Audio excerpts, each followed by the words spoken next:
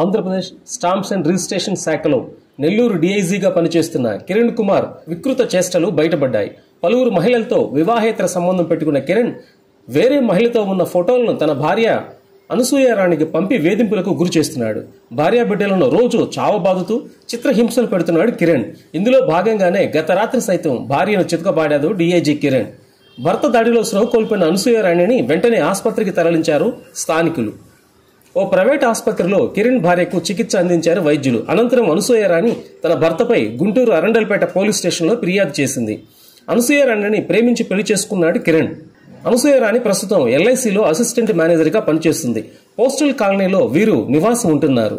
దంపతుల మధ్య విభేదాలు రావడంతో గత కొంతకాలంగా వేరువేరుగా ఉంటున్నారు. తన మీద ఫిర్యాదులు చేసిన భార్యకు అండగా వచ్చిన బంధువులపై అట్రాసిటీ కేసు పెడతానని కిరణ్ కుమార్ బెదిరింపులకు పాల్పడ్డారు. పోలీస్ స్టేషన్లో ఫిర్యాదు అనంతరం అనసూయారాణి మీడియాతో మాట్లాడుతూ తామిద్దరం ప్రేమ వివాహం చేసుకున్నామని వెల్లడించారు.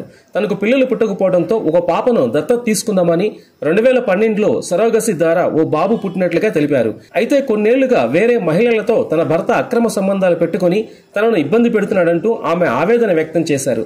తన భర్త పెట్టే టార్చర్ తాళలేక 10 నెలల నుంచి వేరువేరుగా ఉంటున్నట్లుగా సమాచారం వెల్లడించారు. ప్రస్తుతం పాప విదేశాల్లో చదువుకుంటుండగా బాబు తనతోనే ఉన్నాడని అనసూయారాణి చెప్పుకొచ్చారు. 2 రోజుల కిందట తన బంధువుల ఇంటికి వెళ్తుంటే అడ్డుకుని బాబును తనను తన భర్త కొట్టాడని అనసూయారాణి తెలిపారు.